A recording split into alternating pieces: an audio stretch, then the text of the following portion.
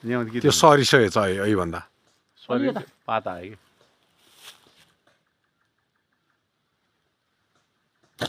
अब एक दिए त अब आउँछ तेरो पोजिसन आइसक्यो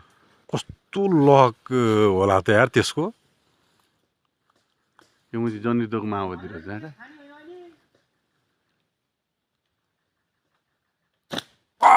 अब एक अर्को छ ढुङ्गा छ है छोड दिनु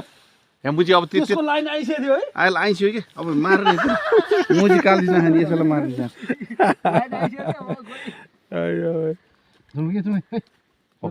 यसको त्यो सुरुमै लोदर लाग्यो क्या जाँठो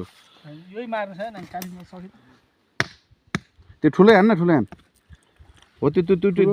जोर पुग्दैन नि फेरि दुईटा होइन ठुलै नै सही पुग्छ कि ल हान ल त्यो कलिम्बो